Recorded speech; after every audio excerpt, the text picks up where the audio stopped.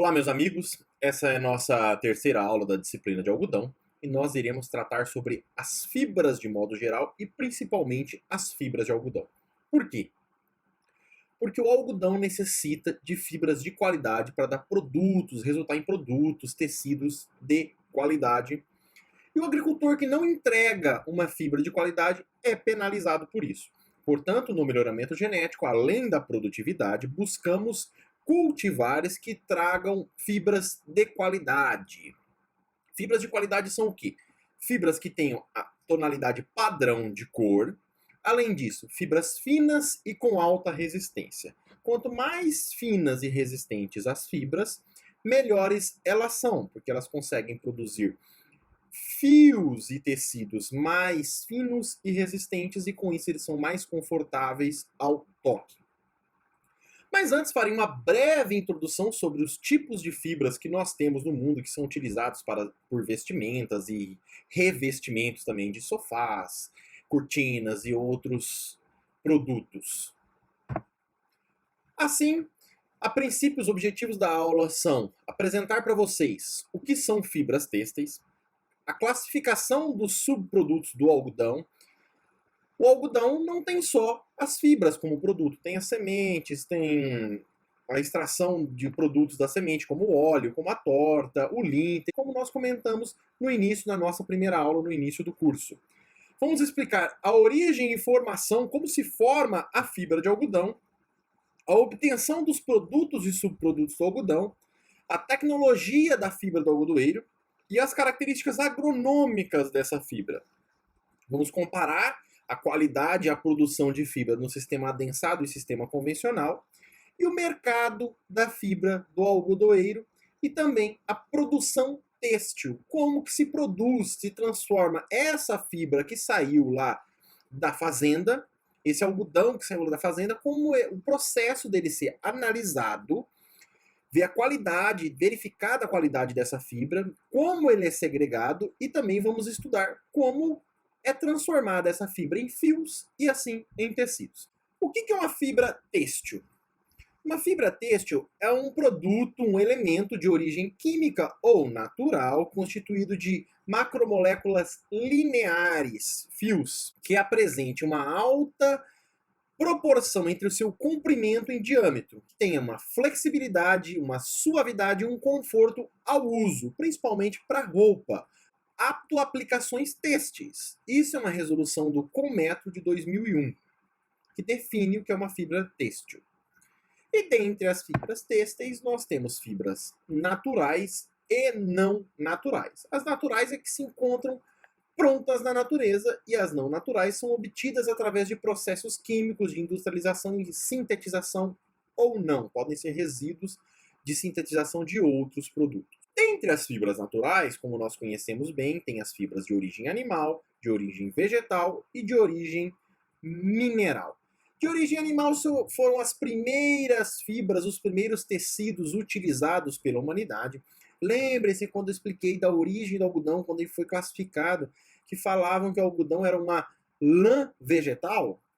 Por quê? Porque as fibras de origem animal foram as primeiras utilizadas e assim o algodão foi classificado como uma lã vegetal, porque a lã já era utilizada muito antes das fibras vegetais. Dentre as fibras de origem animal, nós temos a seda. O bicho da seda produz um tecido de aspecto macio, maleável e com um brilho intenso, como podemos observar na imagem aqui. Se vocês compararem a camisa do professor, que é de algodão, e essa fibra da imagem aqui, olha, é muito mais brilhante, muito mais macia a seda. Então, é utilizado para camisas, saias, blusas e diversos outros tipos de vestimenta ou decoração. Temos também a lã, que é extraída de ovelhas e carneiros e assim por diante. É um tecido que transpira bem, que respira bem no corpo, é bem quente, conserva bem o calor e é utilizado para estações mais frias e regiões mais frias. Temos a camurça, que é utilizada desde vestimentas até sapatos. Antigamente era extraído de um animal chamado camurça, hoje o couro de boi, com alguns tratamentos, aproxima-se do camurça, então é muito comum camurça de origem do couro do boi. e a caxemira, que é esse animal aqui, que tem origem lá na Caxemira, e era extraído o couro desse animal e realizado, confeccionado tecido, confeccionado vestimentas com ele. Ainda temos a alpaca, que produz esse tipo de fiação, esse couro, que também é utilizado, e o angorá, que é utilizado para casaco de pele, cachecol. Aí entramos nas fibras naturais de origem vegetal. Nós temos o principal, que é o mais utilizado no mundo, de melhor qualidade, que é o algodão, que é o objetivo do estudo da nossa disciplina. O linho, as fibras do linho são utilizadas para confeccionar tecidos mais rústicos e tecidos que podem revestir, por exemplo, sofás, como na imagem aqui. O coco, onde o mesocarpo contém uma fibra que é extraída e pode ser utilizada para a confecção de tapetes, de fibras mais rústicas, além do sisal, que é essa planta aqui, que também produz tapetes e fibras mais rústicas, tecidos, malhas de fibras mais rústicas. Também temos o cânhamo, que é essa planta aqui, que produz tecidos que fazem fibras mais rústicas. Esses mais rústicos não são utilizados para vestimentas, mas para confecção e revestimento de sofás, tapetes, cortinas e assim por diante. E temos também outras fibras naturais, dentre elas o mineral, que é o amianto. O amianto ele é utilizado para a confecção de diversos produtos, principalmente para vestimento de proteção. Por quê? Porque ele tem grande flexibilidade, uma resistência química e térmica muito elevada. Assim, para luvas, para equipamentos de proteção, EPI, o amianto é empregado. Nós temos as fibras não naturais, que são fibras artificial e fibras sintéticas. Dentre as fibras artificiais, nós temos a viscose, temos o liocel, e dentre as sintéticas, nós temos o poliéster, que é muito utilizado nas vestimentas. É um tecido que tem uma elasticidade boa, que tem uma resistência grande. Então, é muito utilizado na confecção de tecidos, ou só o poliéster, ou em conjunto com o algodão. Assim, nós encontramos diversos produtos e vestimentas que é 50% algodão, 50% poliéster. 60% algodão, 40% poliéster. O poliéster, por ser um derivado do petróleo, é muito mais barato, é um subproduto da destilação do petróleo. Quando você separa o petróleo para obter o óleo diesel, a gasolina, enfim, você obtém todos esses produtos derivados do petróleo, então o poliéster é muito mais barato que o algodão, tem uma durabilidade maior que o algodão e é utilizado na confecção das roupas, mas não tem a qualidade e o toque na pele, a qualidade do algodão, e não transpira tão bem quanto, não respira e transpira tão bem quanto o algodão. Por isso é utilizado, vamos colocar entre aspas, em blends, misturas com o algodão. Também tem os tecidos, como shorts principalmente, fabricados em poliéster, mas não tem aquele conforto. E temos o elastano, que é também derivado de petróleo. É uma fibra que estica bem, dá uma elasticidade. É muito utilizado em roupas de academia, de exercícios e assim por diante, porque você vai se movimentar. E aí, no caso, se você utilizasse... Quem já não viu a diferença, por exemplo, de uma calça, dessa calça de elastano com a calça jeans? Então, para você fazer exercícios, essa calça, essa vestimenta é muito melhor. Tem uma qualidade, uma diversificação nos movimentos muito melhor que a calça jeans. E também temos a aramida, que é um tecido de alta resistência, que é utilizada para coletes, por exemplo, a prova de bala é um tecido de alta resistência. E aqui nós temos um gráfico muito interessante mostrando a distribuição dos tecidos, das fibras têxteis, de acordo com o que é consumido. Isso no ano de 2019. A fibra mais consumida foi o algodão, isso nós estamos falando a nível mundial, pessoal. A fibra mais consumida foi o algodão, com 57%. Depois nós temos aqui o poliéster, que eu expliquei que misturas de tecidos, de malhas, de algodão com poliéster são muito utilizadas. O mais utilizado, em segundo lugar, foi o poliéster. Em terceiro, aqui o professor está na frente, mas em terceiro lugar, o polipropileno. E em quarto lugar, a poliamida. Então, meus amigos, podemos observar que o algodão, que é o objetivo de estudo da nossa aula e da nossa disciplina, é a fibra têxtil mais utilizada. E isso vem do quê? É natural, tem uma qualidade melhor ao toque. Portanto, é um tecido de melhor qualidade, é uma fibra de melhor qualidade, é uma fibra mais nobre, é o algodão.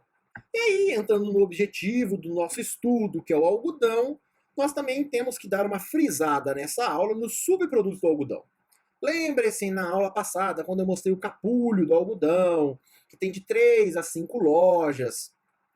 E de lá serão extraídas as fibras, e o que resta? Resta a semente em volta do quê? De linter. Da semente e do linter, nós iremos extrair vários subprodutos, porque a fibra será utilizada para a indústria têxtil. Dentre os subprodutos do algodão, nós temos aqui a semente. A semente do algodão, o fruto do algodão, ela é composta de 60% de caroço e 40% de fibra. E do caroço nós extrairemos diversos subprodutos. A fibra irá para a indústria. Lembre-se na aula passada quando eu mostrei diversos cultivares de algodão e eu mostrava assim, tem 41% de fibra, 43% de fibra. Em média será 40%, mas uns cultivares nós extrairemos mais fibras e outras menor ou maior quantidade de fibras. Em geral, 60% do peso é o caroço. E desse caroço nós extrairemos os subprodutos primários. O que são? Os subprodutos que nós extraímos primeiro, os primeiros subprodutos extraídos, que são o linter, a casca e a amêndoa. Pessoal, eu já venho adiantando, falando de linter, de fibra, mas eu vou dar mais uma adiantada na aula para elucidar para vocês o que é a fibra e o que é o linter. Vamos pensar aqui numa semente de algodão, uma semente macrosemente. Olhem aqui a imagem do professor. Uma macrosemente de algodão. O que acontece? A fibra do algodão são, na verdade, uma diferenciação. A fibra é uma diferenciação da epiderme do algodão que se alonga e essa fibra é constituída principalmente de celulose. Essa epiderme da semente de algodão vai se alongar como um pelo que nós temos no corpo. Ela vai se alongar de cada célula da epiderme, vai se alongar e desenvolver um fio. Isso é a fibra do algodão. O linter, o que é o linter? Quando a semente está se desenvolvendo e as fibras estão se desenvolvendo junto, toda célula da epiderme vai se desenvolver numa fibra. Isso até o capulho abrir. Quando o capulho abre, as fibras que já estão desenvolvidas, está desenvolvida. Para o crescimento, ela vai apenas entrar no sistema, na parte de maturação. As fibras que ainda não estão desenvolvidas, que não cresceram, não vão desenvolver mais. E essas fibras de algodão que não se desenvolveram são chamadas de linter. Essas sim são o linter. Então, o que é o linter, na verdade? É uma fibra de algodão que não se desenvolveu totalmente. Voltando aos subprodutos, nós temos o linter, que é a fibra que não se desenvolveu totalmente, a casca da semente de algodão e a amêndoa. Depois nós temos os produtos, os subprodutos secundários, que são o quê? A farinha integral, o óleo bruto e a torta e o farelo. Da casca nós extraímos a farinha integral, da amêndoa nós extraímos o óleo bruto e subproduto da extração desse óleo bruto tem a torta e o farelo. E os terciários eu faço o quê? Eu pego esse óleo bruto e eu refino ele, que é um óleo, o algodão tem um óleo de extrema, excelente qualidade. Então eu refino esse óleo e aí sobra a borra e uma farinha desengordurada. Entrando no subproduto do algodão, falando mais sobre o linter ele é composto entre 95% e 99% de celulose. Por ser muito curto e rústico, mais bruto, não é fiável. Ele é retirado da semente por um processo químico ou mecânico. Quando ele é retirado do processo mecânico, vai raspar essa semente, tirar o linter, ele pode ser utilizado. Quando é por processo químico, geralmente é realizado um ataque ácido, com ácido sulfúrico, para queimar esse linter, e aí você tem o objetivo de usar a semente e eliminar o linter, assim o linter não é aproveitado. O linter, quando aproveitado, é utilizado na indústria de papel, na indústria de celulose e na produção também do algodão hidrofílico. Os subprodutos primários nós temos o linter. Eu já expliquei para vocês na aula passada e na primeira aula por que se retira o linter da semente. Vamos dar uma revisada agora. Retira-se o linter da semente para facilitar a plantabilidade, principalmente no plantio, na semeadura mecanizada, porque o linter faz com que uma semente grude na outra. Antigamente era plantada a semente com linter, era semeada com linter, mas semeava-se um molho de sementes, uma quantidade maior de sementes, depois tinha que ralear. Ele retarda a emergência da semente e prejudica a semeadura mecanizada. Assim, hoje, na semeadura mecanizada, as sementes são deslintadas. E nós temos aqui a casca, que é o outro subproduto do algodão, que ela tem entre 44% e 48% de fibra, alta palatabilidade, tem entre 3% e 8% de linter, e ela é fornecida para alimentação animal, principalmente para ruminantes, porque como ela tem alto teor de fibras, ela auxilia na ruminação. Temos o óleo, destrinchando um óleo, ele é extraído da amêndoa do algodão, por prensa hidráulica, e tem uso de solventes. Aí nós temos, como eu já disse, o óleo bruto e o óleo refinado. Do óleo bruto nós extrairemos o óleo refinado. O óleo bruto é rico numa substância chamada tocoferol, que é um antioxidante natural, o qual possui variados graus de vitamina E. É um óleo muito nobre, o óleo de algodão, por isso, hoje em dia, ele é utilizado mais para a indústria de cosméticos e de remédios, de fármacos, do que no mercado, na gôndola do mercado. Ele perde para o óleo de soja no quesito preço. O óleo de soja é muito mais acessível. Então, para fritar coxinha em pastel, não desmerecendo nos alimentos deliciosos que são coxinha e pastel, mas aí nós utilizaremos o óleo de soja, o óleo de canola. O óleo de algodão, que é um óleo mais caro, mais nobre, é utilizado mais hoje em dia para a indústria de fármacos e para cosméticos. Aqui nós temos a borra, que tem 35% de ácidos graxos e é utilizada na produção de sabão, de combustíveis, em caldeiras e é rica em glicerina. E alguns outros subprodutos secundários do algodão, nós temos o farelo moído, que é excelente fonte de proteína, tendo até 47% de proteína. Eu já expliquei em aulas passadas para vocês que tanto para monogástricos como para ruminantes é utilizada o farelo de algodão, tem alta porcentagem de proteína. Para ruminantes não tem problema, porque no processo de ruminação é eliminado o gocipol, mas para monogástricos, lembra que eu expliquei nas aulas passadas sobre a gema do ovo de poedeiras alimentadas com farelo de algodão, que fica aquela coloração verde em volta, que é a presença de gocipol. Então nós temos que tomar cuidado para intoxicação, principalmente de monogástricos. Então aqui, intoxicação para monogástricos e a gema esverdeada, como já expliquei em aulas passadas. O caroço de algodão e o gocipol. O caroço de algodão apresenta características nutricionais e preço favorável durante boa parte do ano e é muito interessante para ser utilizado na formulação de rações, principalmente pelo seu alto teor proteico. O grande problema, como já dito, é o alto teor de gocipol. O gocipol ele atua reduzindo a capacidade de transporte de oxigênio no sangue, levando a uma respiração mais curta e edema dos pulmões. E também, como já dito em aulas anteriores, causa infertilidade em machos, porque ele reduz a mobilidade dos espermatozoides.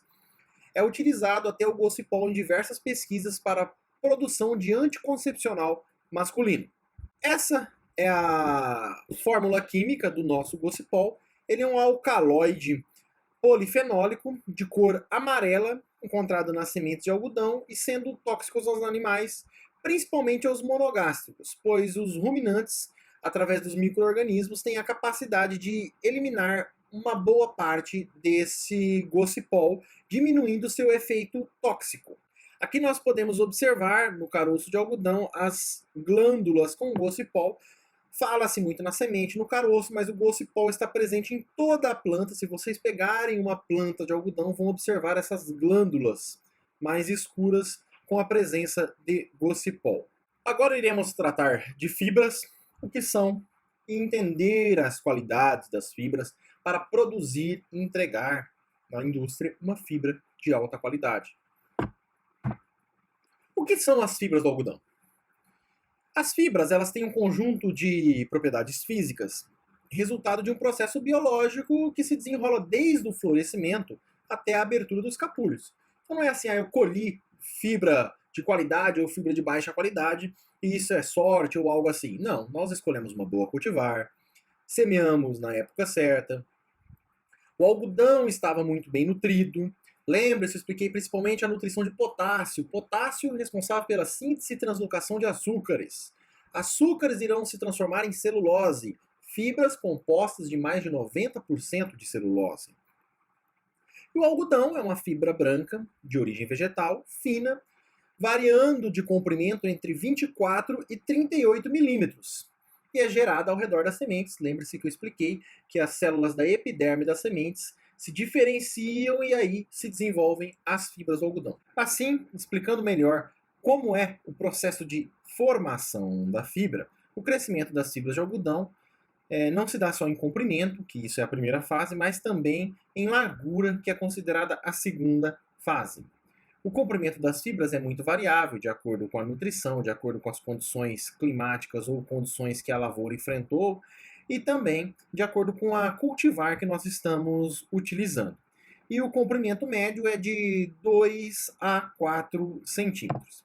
A primeira fase, como eu expliquei, é o desenvolvimento em comprimento e acontece antes da antese, que é a abertura da flor.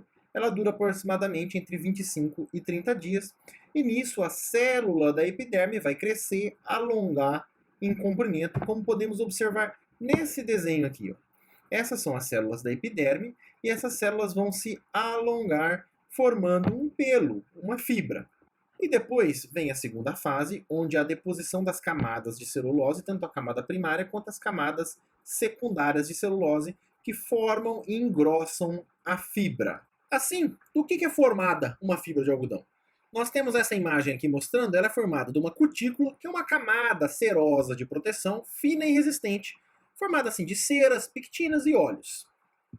Então nós temos a cutícula em volta. Depois tem a parede primária, que é formada de celulose e fibrilas que estão dispostas em um desenho cruzado. Olha só aqui, ó, parede primária. São fibrilas de celulose em formato cruzado. Isso vai dar resistência à fibra. Isso, uma fibra de qualidade, uma planta bem nutrida, que teve condições ótimas para o seu desenvolvimento, vai formar essa malha muito bem feita. Depois temos uma parede secundária, que são camadas concêntricas de celulose na forma de fibrilas e forma ângulos menores e o sentido muda. Olha só, a parede secundária. E aí o sentido muda, o reverso aqui. E a orientação das fibrilas resultam em torções que as tornam fiáveis. Vou explicar. Então, essas fibrilas, umas para um lado, as outras para o outro lado, e depois nós temos o lúmen, que é o contorno irregular após a desidratação e contém resíduos do protoplasma do núcleo. Pensa, essa célula ela vai se alongar, a célula da epiderme ela vai se alongar com uma parede primária, a parede secundária. A parede primária tem essa malha para dar essa resistência. A parede secundária tem esses sentidos longitudinais, umas para um lado, outras de baixo para o outro. Tem um lúmen que é o centro da célula, dessa célula. Na hora que a célula perde água, na hora que essa célula perde água, o lúmen ele murcha e o fio dá aquela enrolada porque perde água. Vamos entender um pouquinho mais no próximo slide e entender como isso dá a característica de fiação da fibra. Aqui nós temos a cutícula, a parede primária, que é aquela malha que dá resistência, a cutícula que é o óleo, a serosidade, a parede primária, que é aquela malha que dá resistência, e a parede secundária aqui, que são sucessivas camadas de celulose transversais. E aí tem o lúmen, olha. O lúmen, o que acontece? Ele murcha. Quando o lúmen murcha, que perde a água do centro do lúmen, a fibra murcha e constitui essa cava aqui que vocês podem observar. Só que essa cava poderia ser como se fosse uma canaleta. Poderia ser como se fosse uma canaleta na fibra longitudinal. Mas por causa da parede primária que tem a malha, e principalmente pela parede secundária, que tem essas voltas, acaba fazendo o quê? Essa calha que é formada, observem a imagem aqui, o professor falando. Essa calha que é formada, o que acontece com as paredes secundárias que fazem essas curvas? Essa calha, ela dobra. Ela dobra, então vai fazendo como se fosse uma espiral em volta da fibra de celulose. E aqui nós podemos observar nessa imagem. Olha aqui, ó, a fibra de algodão, ela vai ficar retorcida em espiral. Dentro da fibra, nós temos as fibras de celulose formadas por macrofibrilas e microfibrilas. E aí, dentro das microfibrilas, são as cadeias de celulose. Então, vamos imaginar. O açúcar se reúne em diversas cadeias e forma a cadeia de celulose. Essas cadeias de celulose se ligam e formam microfibrilas de celulose. Essas microfibrilas se unem paralelas uma à outra e formam as macrofibrilas, e um conjunto de macrofibrilas vai formar uma fibra de celulose.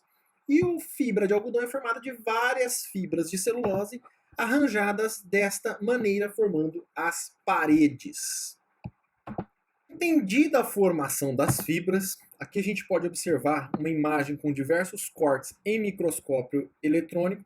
Nós temos a cutícula, a parede primária, que é aquela malha, e aqui a sucessão de paredes secundárias, cada uma com as fibras em uma orientação. E aqui o lúmen, que já está perdendo água. Então podemos observar como na imagem aqui, cada parede secundária numa orientação, e isso vai fazer a fibra fazer esta curva aqui, essa calha como uma espiral. Por que eu estou frisando tanto nessa calha como uma espiral? Olhem essa imagem em microscópio eletrônico de uma fibra de algodão. Olha como essa calha fica em espiral por causa da diferença de orientação das paredes secundárias. Isso é muito importante para o processo de fiação. Por quê? Vamos imaginar essa fibra de algodão aqui com essa calha. Aí nós pegamos uma outra fibra de algodão que tenha o mesmo formato, uma fibra de qualidade. E na hora que essa fibra, no processo de fiação, uma fibra vai casar na outra. Então vem uma fibra com uma calha e casa na outra, como no exemplo aqui mostrando na imagem. Uma fibra casa, se enrola na outra, dessa maneira, com as cadeias de celulose da parede primária e a cutícula com óleo, ela fixa muito bem e casa nessa calha. Assim amarra muito bem uma fibra na outra, depois a segunda fibra vai vir e vai amarrar. Então as fibras de algodão têm essa característica e permitem serem fibras fiáveis, que se transformam em fios. Então, essa é a característica que proporciona ao algodão a característica de ser fiável. E quando nós falamos do tecido de 100 fios, 1000 fios e assim por diante, são a quantidade de fios que eu consigo ter no tecido. Quanto mais fina e melhor a fibra e mais comprida, ela vai produzir fios mais finos e de melhor qualidade. E agora essa animação que vem a seguir vai nos mostrar a diferença de um tecido de 100 fios e um tecido de 1000 fios de uma maneira mais fácil para entender, mais dinâmica, para a gente dar uma animada na aula. Vamos para ela. Ao contrário do que você pode imaginar, o de 1000 fios é mais fino que o de 100. Isso acontece porque o que se mede é a quantidade de fios que cabem em uma polegada quadrada. Ou seja, para que se consiga uma trama com mais fios, este precisa ser mais fino e delicado. E, portanto, mais macio, confortável e nobre. Existem tecidos de até 1250 fios. São tão macios quanto a seda. Agora que nós entendemos como são formadas as fibras e o que são as fibras de algodão, tem um vídeo muito interessante que eu dei uma editada nele, vai ficar muito bom para vocês entenderem como que se partiu, como se iniciou na história a utilização do algodão como fibra e como essa fibra é transformada em tecido. E aí nós partiremos para a parte industrial e agroindustrial da produção de tecidos e da utilização da fibra de algodão. Então esse vídeo vai dar o pontapé inicial para vocês entenderem como que funciona. Vamos lá para o vídeo, pessoal. Você já imaginou o trabalho que devia dar construir tecidos como os dessas velas na Idade Média? O tecido das roupas que vestia toda a população neste período e antes dele não era uma tarefa fácil. Naquela época, as fibras individuais eram puxadas de um chumaço de lã ou de algodão, e presas em um gancho de uma vareta com um peso, chamada de fuso de fiar, onde a lã era torcida, criando um fio, que então era enrolado em um carretel, repetindo o processo continuamente. Este fio criado depois iria tomar a forma de um tecido em um tear. A respeito do tear, inicialmente, a máquina utilizada na fabricação do tecido era simplesmente um quadro de madeira, com furos nas laterais, no qual 2 conjuntos de fios eram esticados, os fios da urdidura, que eram alternados para cima e para baixo a cada passada da trama.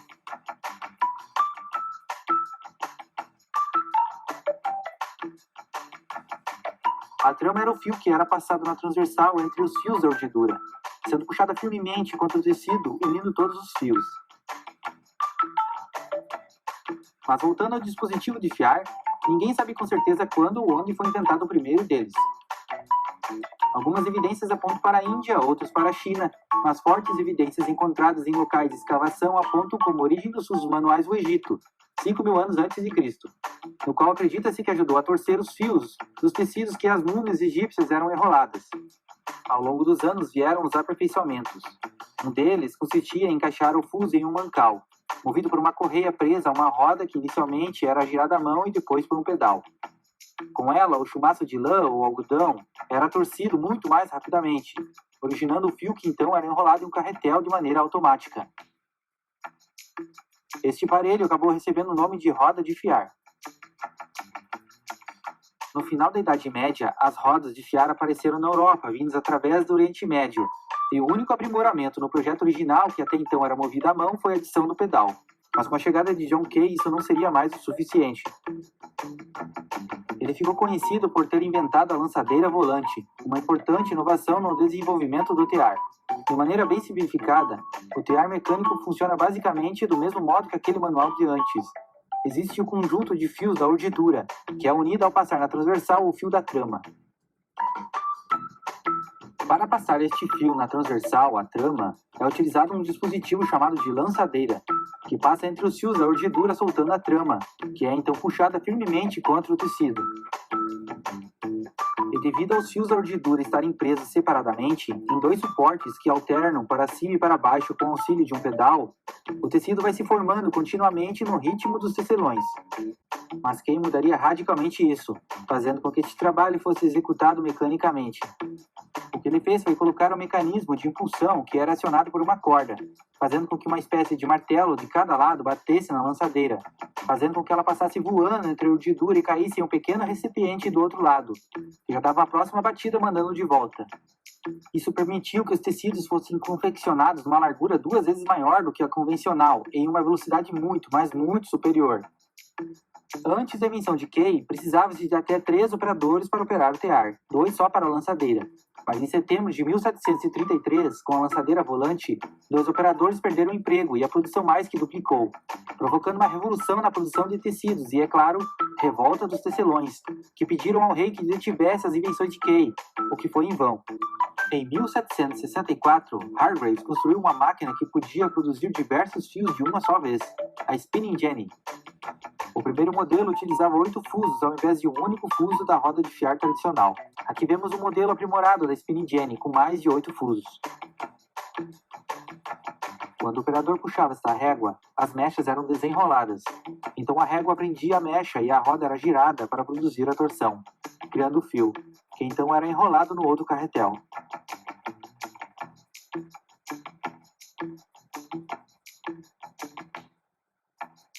Sir Richard Arkwright começou a sua vida produzindo perucas, mas posteriormente viria a trabalhar com a tecelagem, criando algo bem diferente das inovações de até então.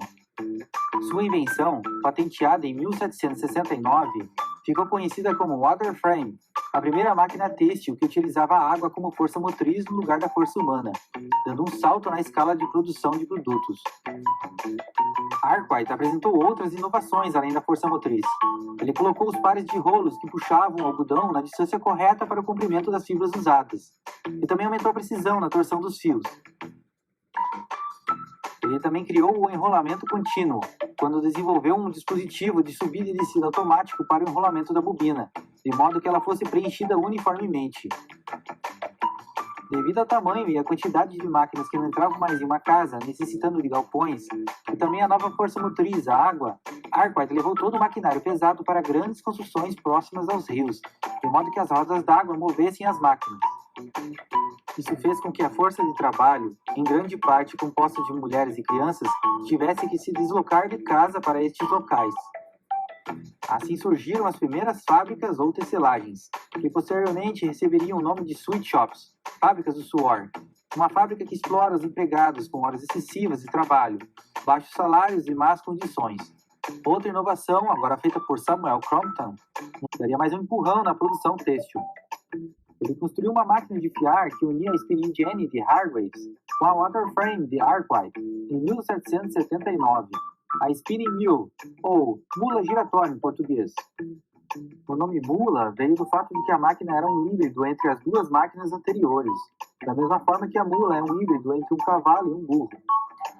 Esta máquina corrigiu um importante defeito da spinning jenny, que fazia com que os fios produzidos se tornassem quebradiços por não ter uma torção adequada, podendo ser utilizados somente na trama do tear.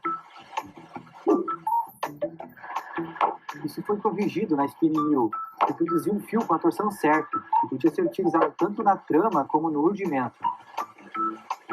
Durante a tração das fibras, quando a mecha de lã era puxada, ela também já torcia o fio, e no retorno, ela enrolava no fuso formando o carretel, mais rápido, com uma melhor qualidade e uma quantidade muito maior de carretéis do que a water frame e a manual spinning jenny.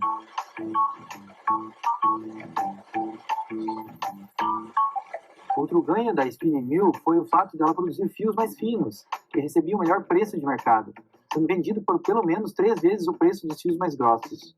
Hoje, a indústria têxtil primordial parece estar superada por inúmeras invenções e aprimoramentos, com máquinas com muita tecnologia embarcada. Mas mesmo assim, aquelas invenções permanecem como um elo que encerrou um período e deu início a uma nova era, a da primeira revolução industrial. É entendido como é o processo de formação da fibra do algodão, desde o desenvolvimento da célula da epiderme da semente, até a fiação, a produção do fio e a produção dos tecidos. Nós temos agora uma curiosidade para vocês. Vocês já ouviram muito falar de fio penteado.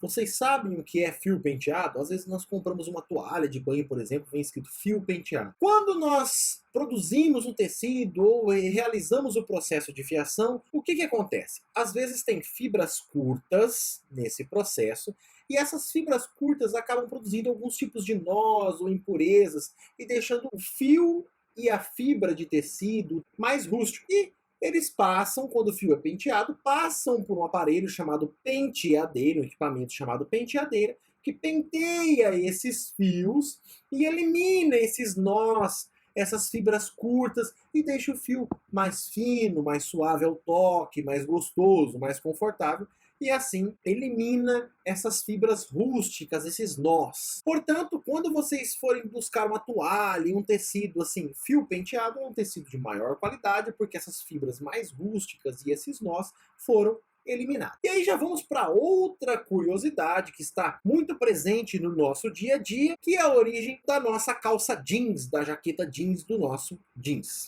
Esse cidadão aqui é chamado, o nome dele era, no caso, Levi Strauss. A família dele trabalhava com tecidos em Nova York, no estado de Nova York. E quando começou a corrida do ouro para a Califórnia, quando descobriram ouro na Califórnia, ele teve uma brilhante ideia de partir para a Califórnia também. Ele já tinha experiência em trabalhar com tecidos, teve a brilhante ideia de partir para a Califórnia.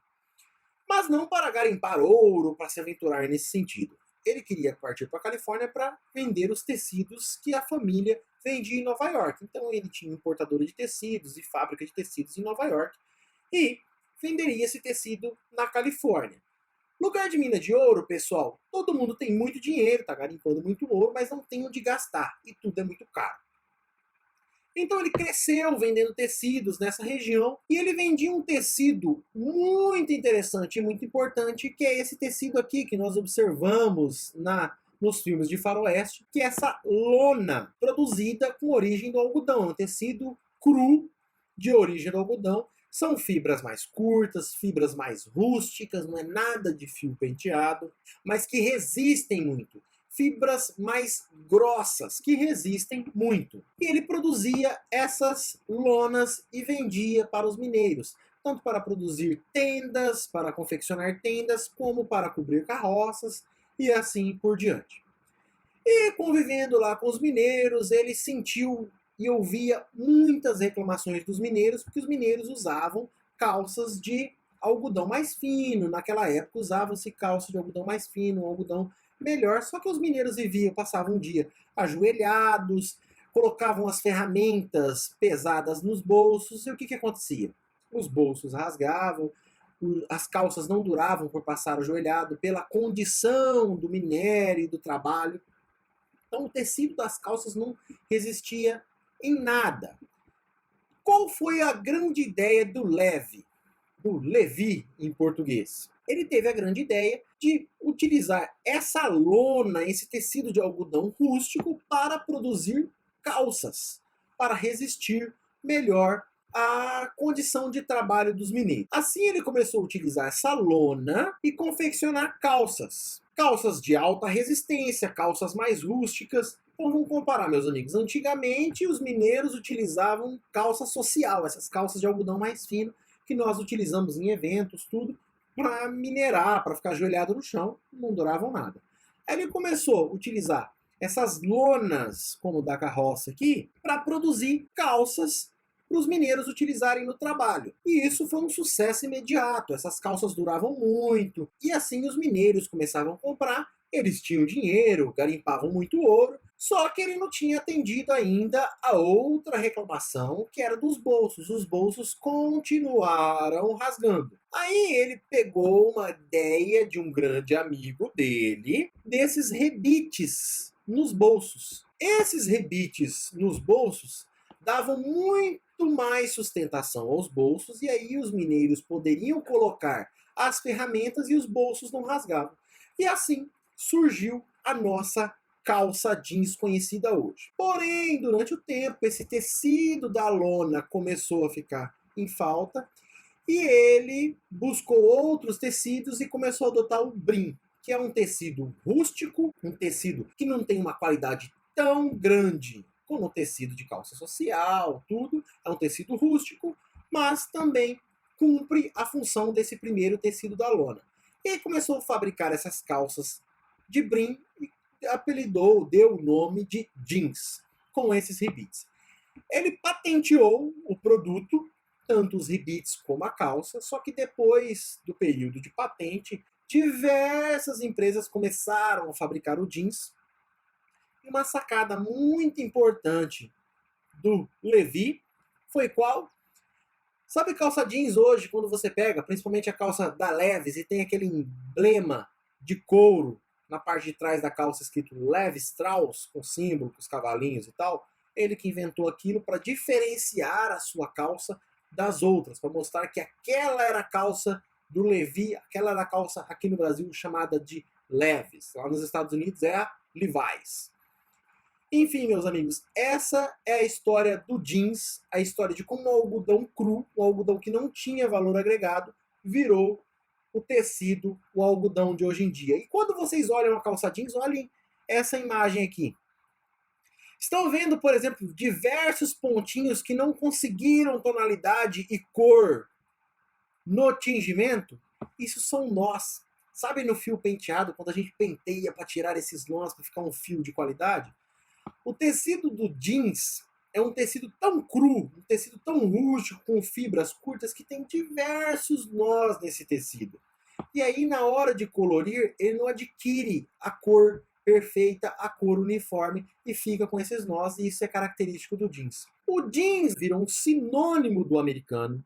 Na Guerra Fria, na União Soviética, era um ato de protesto utilizar uma calça jeans, porque era uma calça americana. E além disso, sempre foi um símbolo do proletariado.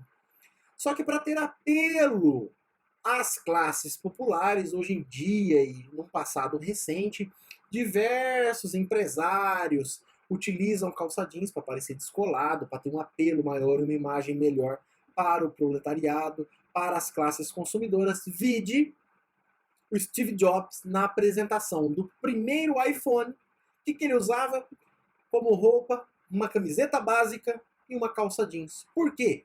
A visão de marketing para as pessoas se identificar com o Steve Jobs. Pô, o cara tá usando jeans, o cara casual, o cara simples, tem um apelo maior ao público.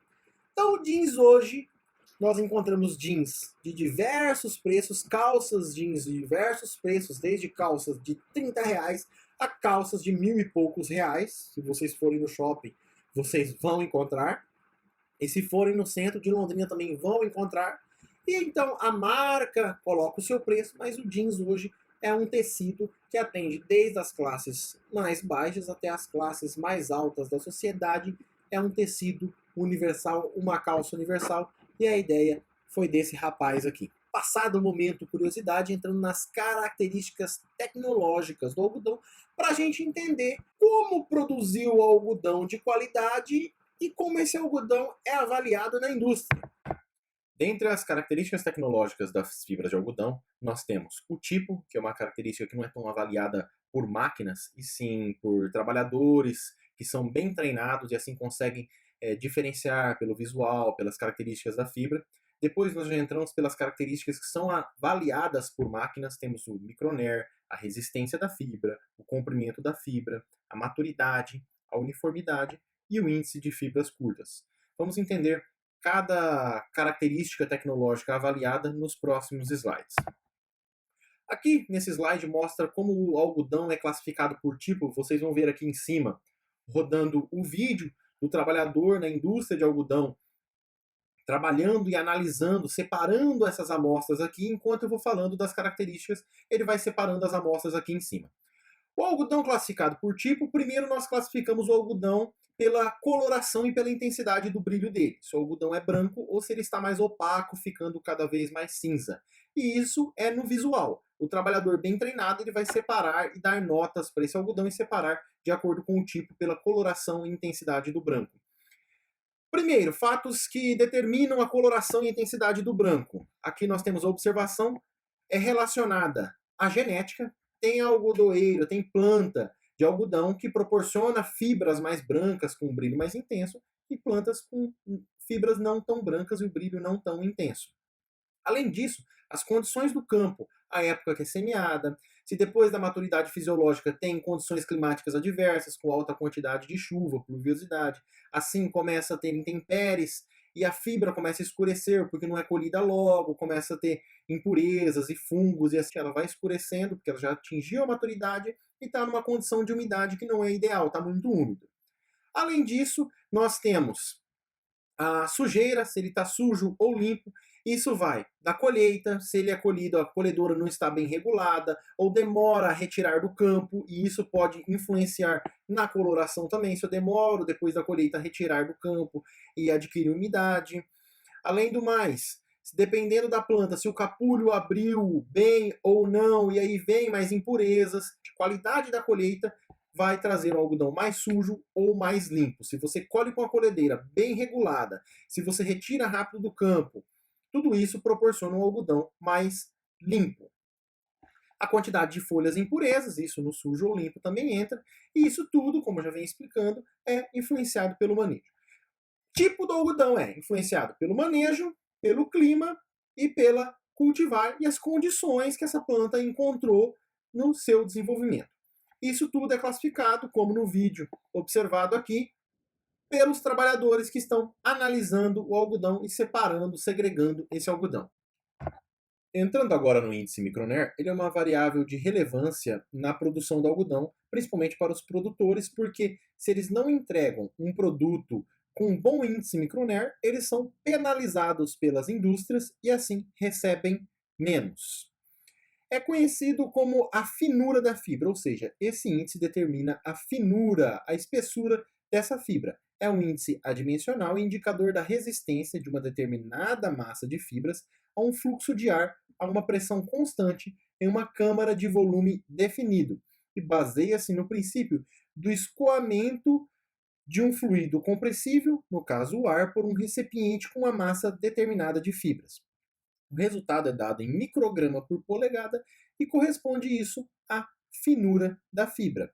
Esse índice é fortemente influenciado pelo conteúdo de celulose presente na parede secundária da fibra e permite estimar a quantidade de fibras que irão compor a seção transversal do fio e, portanto, a sua resistência e regularidade em função, assim, do comprimento.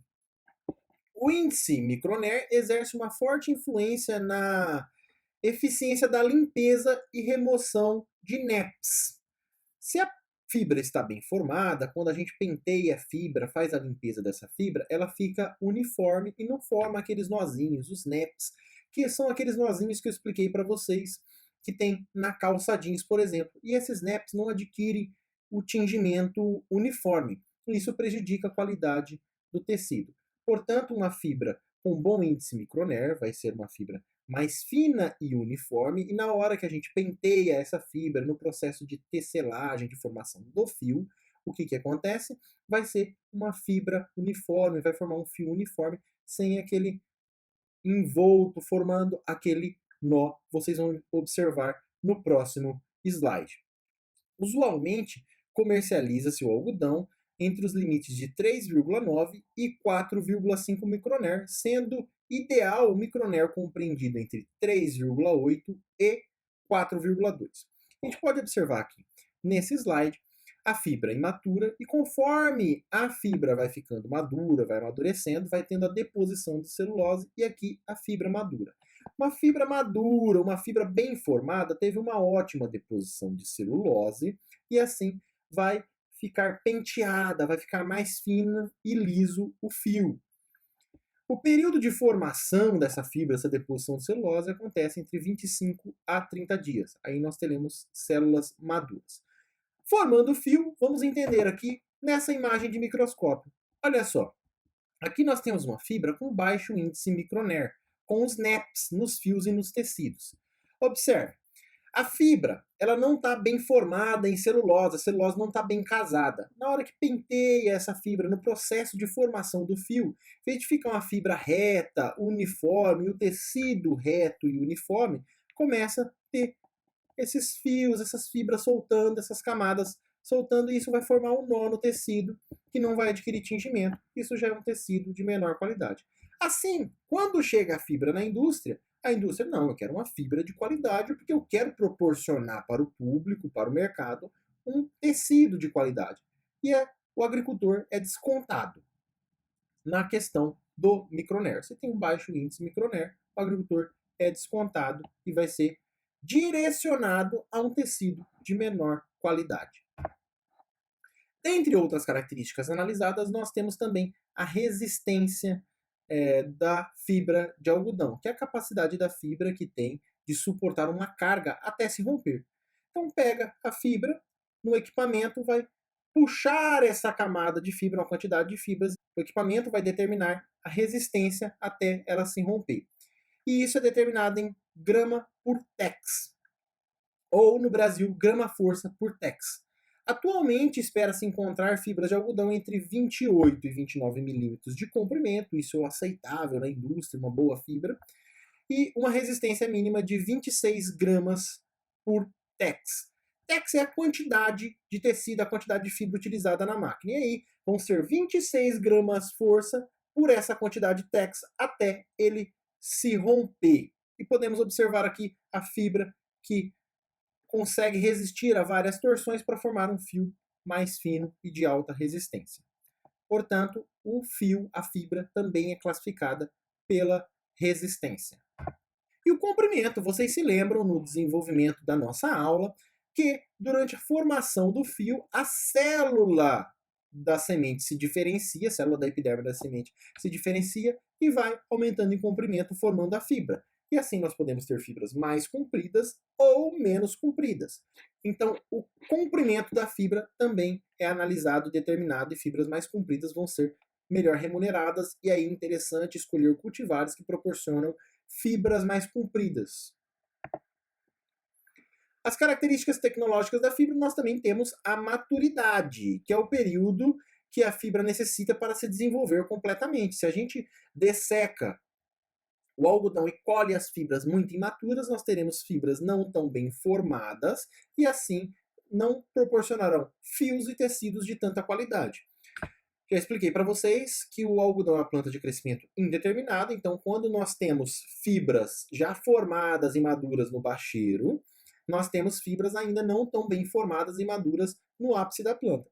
Então esse feeling, esse timing de quando dessecar a planta de algodão para a colheita tem que ser observado para adquirir e proporcionar às indústrias maior quantidade de fibras maduras e assim ser melhor remunerado.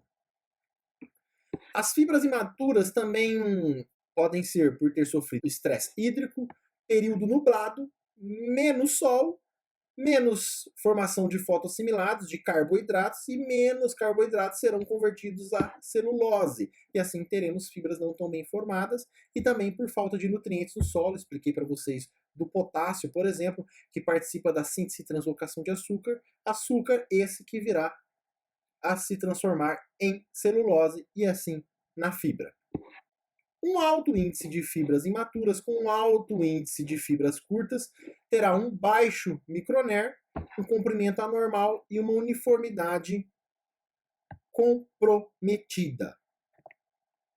E aí nós temos as características das fibras maduras. Aqui nós podemos observar uma fibra de algodão madura, que ela está cheia, bem formada, com a camada de deposição de celulose. E aqui uma fibra imatura que parece uma minhoquinha, ela não está formada com as camadas de celulose para ficar aquela fibra.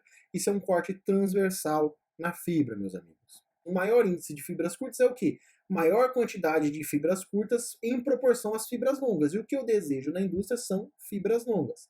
Então, isso é avaliado, a genética também determina isso, mas também as condições climáticas, as condições nutricionais e as condições que a lavoura enfrenta. Então, eu necessito na indústria de um baixo índice de fibras curtas. Lembra naquele primeiro vídeo, a hora que eu estava falando e estava aquele vídeo aparecendo, aquela massa de algodão lá? Tem que ter um baixo índice de fibras curtas. Isso também é avaliado na indústria. Dentre as características tecnológicas para a fibra, hoje os patamares exigidos pela indústria são microner, como eu já citei, entre 3,8 e 4,2, o comprimento da fibra maior que 28 milímetros, a resistência maior que 29 gramas por tex, o elongamento da fibra, como a fibra é longa, maior que 7, a maturidade maior que 80%, ou seja, na maturidade, se eu tenho mais que 80% de fibras maduras, a uniformidade, a constante, maior que 75% e o índice de fibra curta menor que 10%. Isso é o aceitável pela indústria. Então, como produtor de algodão, por que essa aula de fibras hoje? Por que a aula de fibras? Para chegar nisso. Não adianta, meus amigos, a gente saber o que é o algodão, a parte econômica, saber por que produzir o algodão, saber que dá dinheiro e não conseguir produzir isso. Produzir uma fibra de qualidade, uma fibra que vai ter boa aceitação na indústria. Se eu faço tudo da melhor forma possível e tenho vontade de trabalhar com algodão, não visando a produção de fibra de qualidade, eu já começo com o negócio morto. Então vocês como agrônomos, quando forem trabalhar lá no Mato Grosso, na Bahia, no Paraná, onde forem trabalhar, se forem trabalhar com algodão, tem que trabalhar as práticas de manejo agropecuários, desde o solo. Eu venho falando de vários nutrientes aqui, principalmente o potássio, mas todos os nutrientes são importantes e o solo tem que estar balanceado, o solo tem que estar bem corrigido, o clima tem que estar ótimo. O clima ótimo. O tempo eu não mudo. Eu não sei se vai chover, se não vai, durante o ciclo, tudo, mas eu tenho que semear na época correta, colher na época correta e ter os tratos culturais na época correta. Se eu semeio na janela correta, a tendência é que corra tudo bem. Irão acontecer variações no clima, variações no tempo, mas isso a gente não pode prever. Mas eu tenho que adequar a minha cultura, a semeadura da minha cultura no momento correto, ela ter o ciclo no momento correto, as melhores condições, e isso é indicado pela obtentora, pela empresa que fornece a cultivar. O plantio, a semeadura tem que ser em tal época. como naquela tabela lá. Por quê? Eu vou colher o produto na época certa e o produto vai se desenvolver, a planta vai se desenvolver no período correto para fornecer o melhor produto. Principalmente o algodão. Se eu não entrego essa fibra aqui na indústria, eu sou penalizado. Então, cultivar, semeadura na época correta, na janela correta, clima e tempo, se o tempo ajuda, se chuvas, luminosidade e também o nosso solo bem corrigido e as aplicações, o controle fitossanitário, meus amigos. Tudo isso buscando uma fibra de qualidade. E falamos sobre a análise e tudo, e hoje em dia tem a análise visual, a análise do tipo do algodão, e depois é utilizado esse equipamento que é chamado HVI, é High Volume Instrument. É um instrumento de medição das características físicas da fibra de alta capacidade. É uma ferramenta que utiliza os conceitos teóricos das medições clássicas integrados em um só aparelho. E as principais mudanças estão no método de avaliação da resistência. Esses instrumentos de medição HVI permitem a determinação das características como o comprimento, a uniformidade, a resistência, o alongamento da fibra, o microner, a cor da fibra e a taxa de materiais estranhas e o seu tamanho. Ou seja, esse equipamento, depois da classificação por tipo, esse equipamento faz todas as outras medições que vimos nos slides anteriores. Então, quando vocês forem trabalhar com algodão, tem que entender que tem que passar pelo HVI. E agora que eu já frisei um pouco nas características agronômicas, vamos dar uma frisada mais a fundo nas características agronômicas para ter uma fibra de qualidade. A cultivar, como eu expliquei, o ambiente e o manejo da cultura. Isso já foi falado e refalado na nossa aula. Está no slide aqui, para a hora que vocês forem estudar para a prova, frisarem e olharem. Ah, não, o professor falou, vamos assistir a aula lá. E existem características agronômicas e tecnológicas da fibra consideradas o padrão mínimo para serem apresentadas por uma cultivar de algodão, com vista de atender a indústria têxtil. O peso médio do capulho tem que ter, isso gravem, pode cair na prova. O peso médio do capulho tem que ser acima de 5 gramas. A porcentagem de fibra acima de 40%. Lembra quando eu falei das cultivares? Ah, essa porcentagem de fibra 40, essa 41, essa 43. Então, para ter uma aceitação das cultivares, nós temos que ter acima de 40% de porcentagem de fibra, acima de 40%. O peso de 100 sementes ser abaixo de 12,5 gramas e o comprimento da fibra ser maior que 29,5 milímetros. Isso é uma característica de cultivar aceitável. Então, lá no melhoramento, quando eu estou produzindo uma cultivar, pode ser a cultivar mais bonita do mundo, pode ser aquele algodão viçoso, bonito, com folha, saudável, mais resistente a pragas, doenças. Se ele não tiver um peso médio de capulho acima de 5 gramas, ou seja, aquele capulho que vai produzir uma boa quantidade de fibra, principalmente uma porcentagem de fibra acima de 40%, já é descartado no melhoramento. Por quê? Porque eu não quero um monte de capulho pequeno com muita semente e pouca quantidade de fibra para atrapalhar, porque isso lá na indústria vai refletir no quê? Numa grande quantidade de impurezas. Quanto mais semente eu tenho, capulhos menores, o capulho tem tudo que envolve ele, as impurezas. Então tem que ter capulhos maiores, maior quantidade de fibra, para de um capulho a porcentagem de impureza ser baixa. Agora, se eu tenho muito capulho pequeno, com muita folha, muita fibra, o que acontece? Porcentagem de impureza alta lá na frente. Então, visando o melhoramento genético, vamos frisar. Peso médio do capulho, acima de 5 gramas. Porcentagem de fibra, acima de 40%. Peso de 100 sementes, abaixo de 12,5 gramas. E o comprimento da fibra, que é muito importante para um tecido de qualidade, maior que 29,5 milímetros. E as características agronômicas da fibra do algodão, nós temos também que ter uma uniformidade de fibra acima de 84%, uma resistência maior que 29,5 GF-TEX, e o índice microner entre 3,7 e 4,2. Lembra que o aceitável é 3,8. Tem que observar os slides anteriores, meus amigos.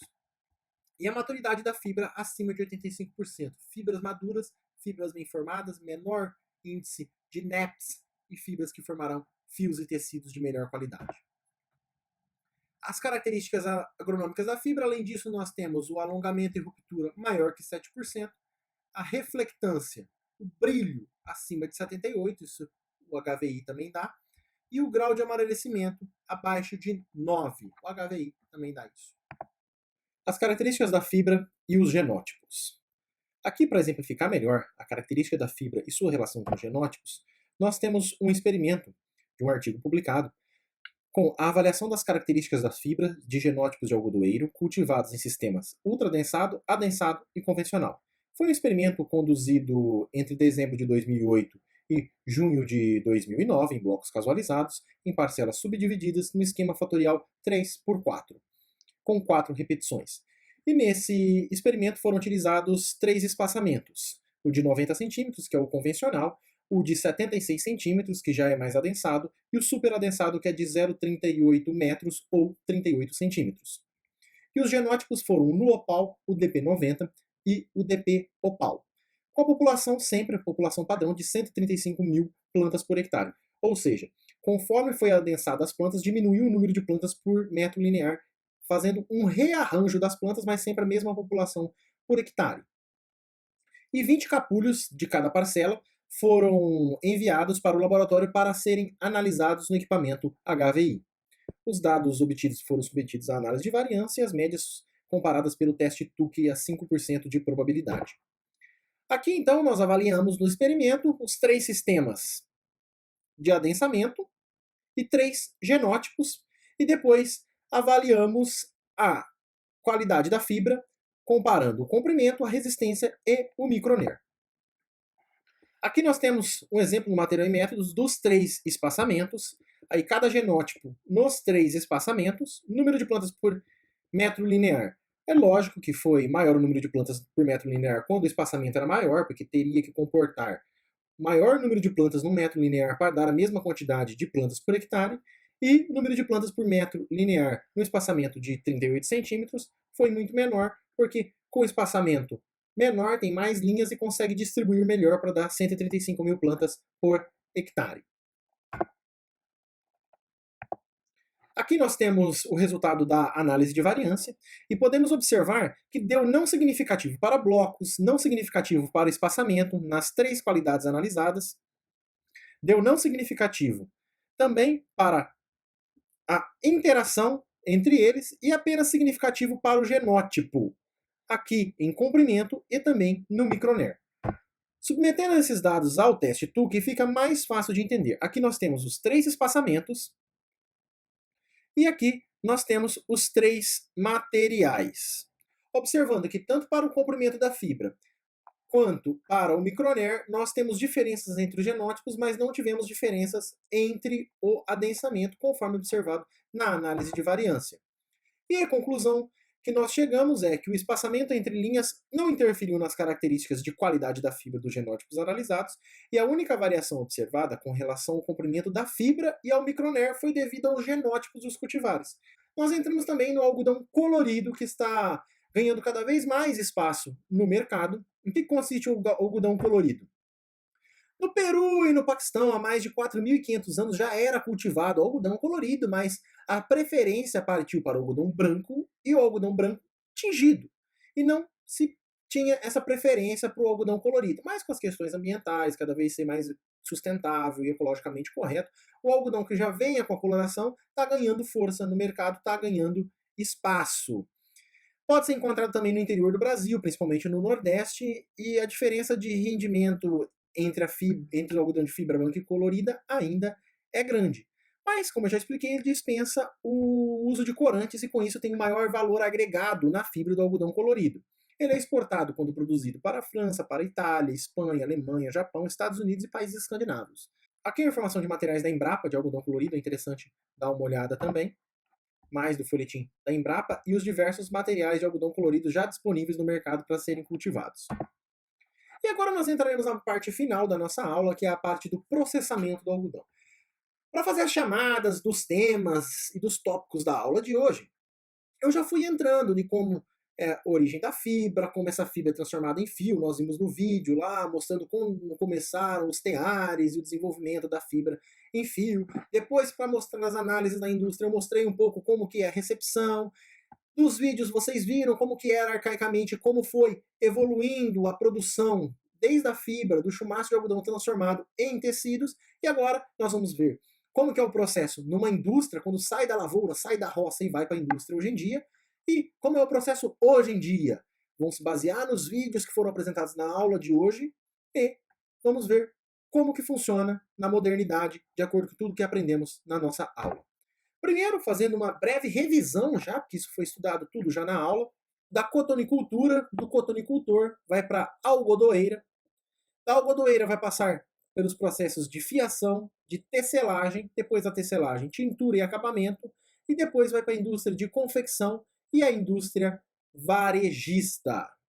E trabalhando e conversando sobre a indústria da confecção e também a indústria varejista, temos um dado interessante, que são as previsões no ano de 2019 para o ano de 2020, ou seja, pré-pandemia. Lógico que a pandemia influiu um pouco nesses dados, mas só a título de comparação para a gente entender com o que a gente está trabalhando e a qualidade do produto que trabalhamos e o que movimenta no mundo, que às vezes a gente pensa só que é produzir o algodão e esse algodão ser entregue na indústria sem qualidade, sem visar a qualidade, ou no que estamos inseridos. Então vamos entender no que estamos inseridos a nível mundial, meus amigos.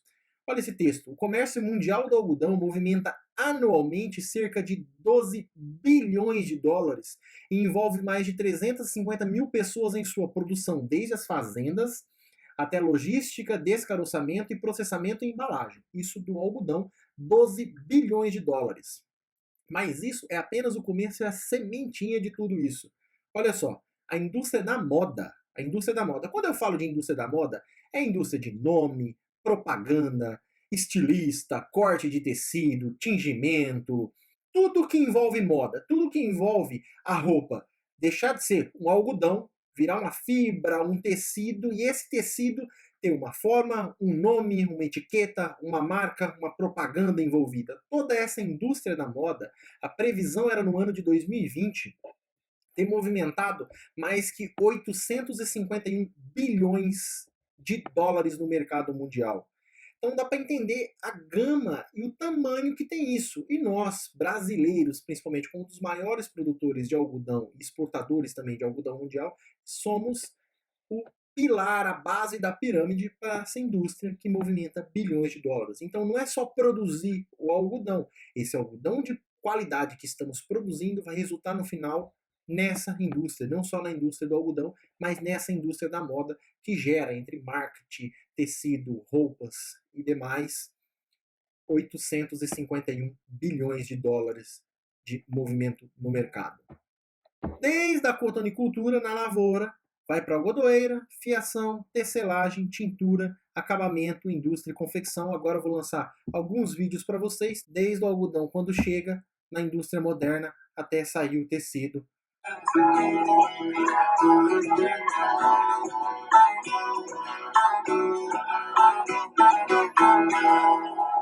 Estamos em plena safra de algodão em Mato Grosso do Sul.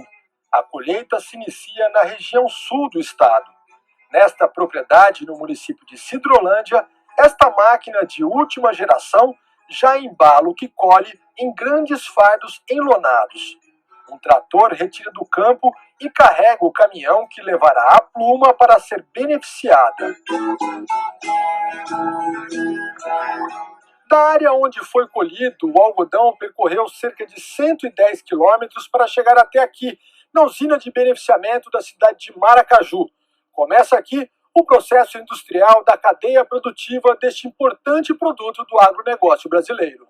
Esta unidade de uma cooperativa agrícola recebe 85% do algodão produzido na região sul do estado.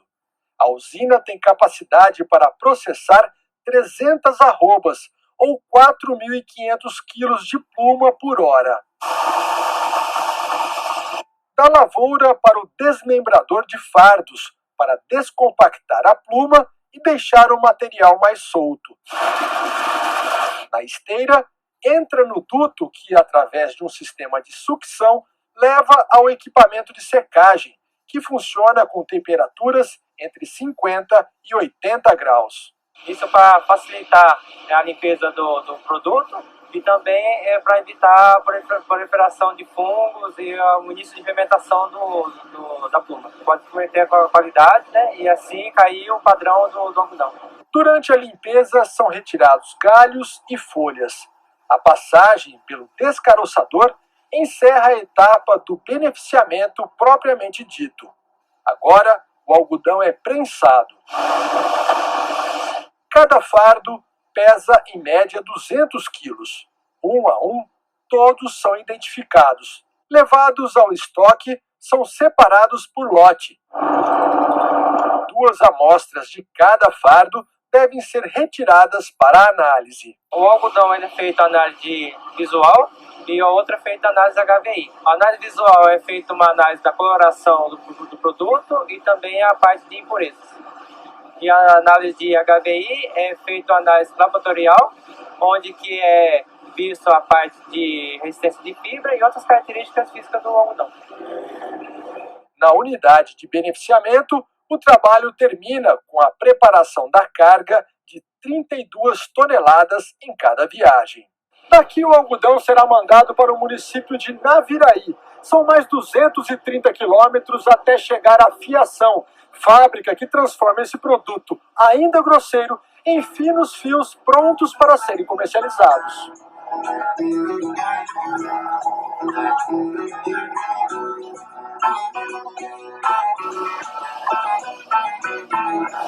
No município de Naviraí está a primeira e maior fiação de Mato Grosso do Sul. Na safra, a empresa compra a pluma nas regiões produtoras no sul e no norte do estado e mantém um estoque de 1.800.000 quilos. A fiação é a indústria que recebe a pluma colhida no campo, que passou pelo beneficiamento e transforma o algodão em matéria-prima que será usada na fabricação de produtos que estão muito presentes no nosso dia a dia, como camiseta, moletom, calça jeans, roupa de cama e mesa e até cortina. A indústria foi inaugurada em 1994, segundo o presidente da cooperativa agrícola, que investiu no negócio quando 100% dos associados eram produtores de algodão. Desde o início do plantio do algodão, era sonho, né, dos nossos fundadores estar tendo mais um processo, agregando mais um processo no algodão, além de só beneficiar e estar comercializando a pluma. A gente, na época de inauguração da fiação, a gente consumia 20% do algodão produzido pelos nossos associados. Isso era pouco em relação à produção, mas já agregava alguma coisa aos nossos produtores. Hoje a fiação tem capacidade para processar em média 600 toneladas por mês. Funciona 24 horas. 80% da planta industrial são automatizadas. A preparação do tipo, cor e grau de impureza, o corte dos arames dos fardos e a limpeza da poeira estão entre os poucos serviços manuais.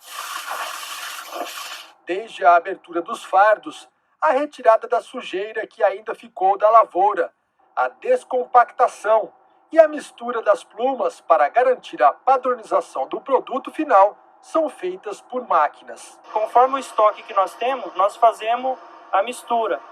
E essa mistura ela é feita de maneira que atenda a necessidade da fábrica, atenda uma qualidade que a fábrica determina. O material já solto em forma de flocos entra neste equipamento para formar o véu e sair como fita. As fitas de algodão são enroladas em grandes latas. Daqui são levadas ao passador, máquinas como esta que deixam a fibra uniforme e em melhor qualidade para a fabricação do fio. A duplicação 8 entra 8 fitas de carda e essa fita se transforma em uma só. Então isso faz a mistura, faz a uniformização das fitas. Depois que a fita sai de carda, passa pelo passador, essa fita ela vai melhorar a condição, vai melhorar a uniformidade da fita.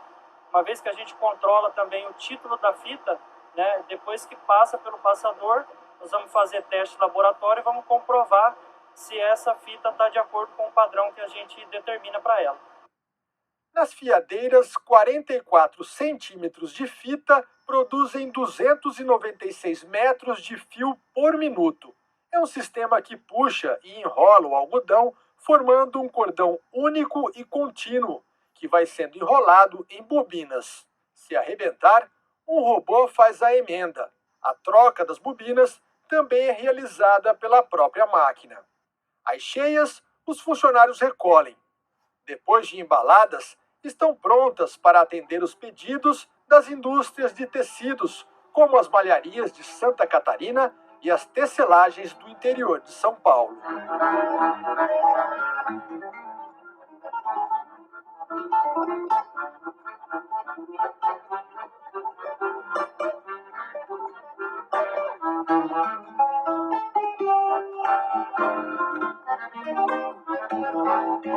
Aqui nós temos, primeiramente, as referências dos canais e dos vídeos que eu trouxe da internet para vocês. Primeiro, o canal da Brapa, trazendo alguns vídeos sobre algodão para vocês poderem se aprofundar melhor. Então, se quiserem ver outros vídeos e também os vídeos completos, porque aqui na aula eu trouxe apenas parte dos vídeos que se encaixavam melhor no conteúdo da nossa aula.